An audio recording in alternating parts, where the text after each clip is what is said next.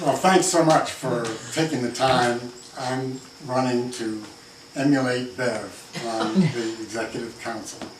Since Bev has left, a council with great tradition of balanced, middle-of-the-road, non-political decision-making has been hijacked by your current councilor, Chris Sununu. And I'm running to restore that balance. Bev, and really, I think she would agree, her predecessor, Ruth Griffin, held to a high standard. The council, I was talking with somebody yesterday who has lived in New Hampshire all her life, and she didn't know what the Executive Council was. Most people don't. The governor needs to get virtually everything he or she wants to do done, approved by the Executive Council. All the appointments, judgeships, commissioners, all the boards and commissions we have here in New Hampshire. Hundreds of contracts every month. They might be $2,000, $2 billion, as it was recently. Roads and bridges, Bev and I were just talking about.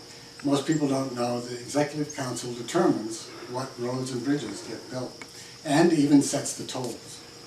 But the most important thing you might imagine they do is advocate for their districts and their constituents, that Bev was foremost in doing. But in the last 2 years, the council has become this political minefield. It's gone off the rails. And the upshot is that they disregard our state laws and the people of the state in favor of their own partisan politics. So that's what's been going on, that's what needs to get fixed, and that's why I'm running. I'm a military veteran. I fought in Vietnam after graduating from the Naval Academy, and then went into business.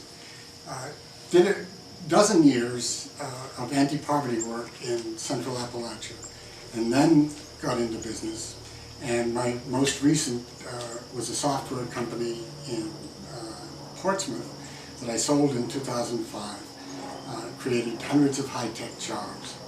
And that's what's needed on the council, that kind of straightforward military and business kind of background that just looks at the contractors for whether they're rational and they're going to do a good job for the state, for their appointees, for whether they're working for the people of the state, not this political back and forth that led, in one case, to our not having a consumer advocate for a year.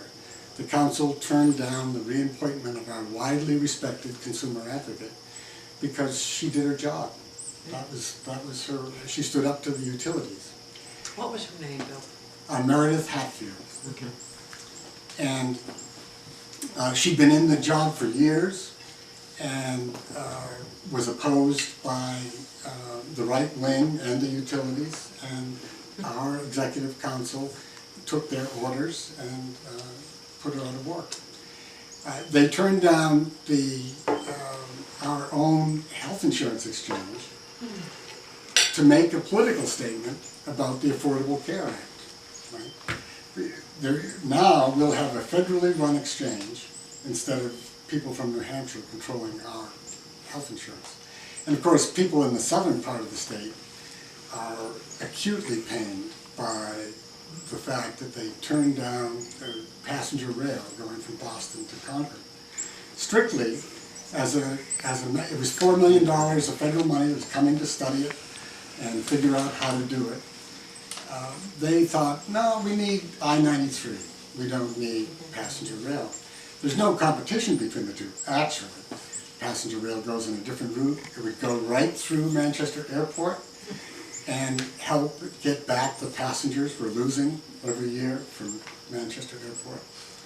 There's a long list. Most recently, the Attorney General brought a beautiful program, well thought out and grounded, to help victims of mortgage foreclosure, low-income victims who don't get any counseling as to navigating all the programs, and if they want to navigate, they don't get any legal, there's no legal assistance infrastructure to help those folks.